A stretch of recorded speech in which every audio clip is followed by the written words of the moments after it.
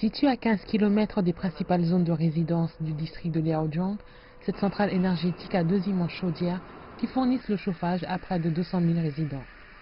Nous avons choisi ce site parce qu'il est loin de là où les gens vivent. Nous avons également étudié la direction du vent, s'assurant que les polluants ne seraient pas soufflés vers les zones résidentielles en hiver. Tournant à pleine capacité, les deux chaudières de la centrale utilisent un total de 350 tonnes de charbon par jour. Mais la centrale n'émet pas beaucoup de polluants grâce à ses installations avancées de dispositifs de désulfuration et de récupération de poussière. Nous avons atteint le soi-disant niveau de pollution ultra faible. Par exemple, notre centrale émet moins de 10 mg de particules par mètre cube, soit presque 2 tiers inférieur au niveau national. Avant, il y avait de la poussière partout. Nous n'ouvrions presque jamais les fenêtres. Vous pouvez maintenant voir un ciel bleu presque tous les jours. Plus de 80 petites chaudières ont été détruites dans le district de Liaojiang depuis que les officiels locaux ont lancé une nouvelle campagne pour réduire la pollution de l'air.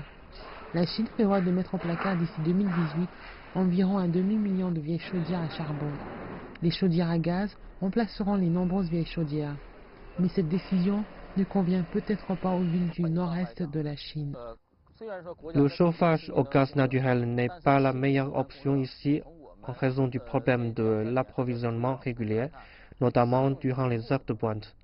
Les réserves de charbon sont plus abondantes, c'est plus fiable. Même si le chauffage centralisé semble être un modèle parfait pour moins de pollution, il a ses propres inconvénients, comme la perte d'énergie. Dans mon appartement, la température n'est pas suffisamment haute pour l'instant. Il fait juste 19 degrés. La perte de chaleur s'explique par le pipeline de 20 km de long qui va de la centrale au domicile des usagers. Fang a dit que la solution serait d'ajouter 2 chaudières supplémentaires afin que tous les appartements, peu importe où ils se trouvent, restent chauds et agréables durant tout l'hiver.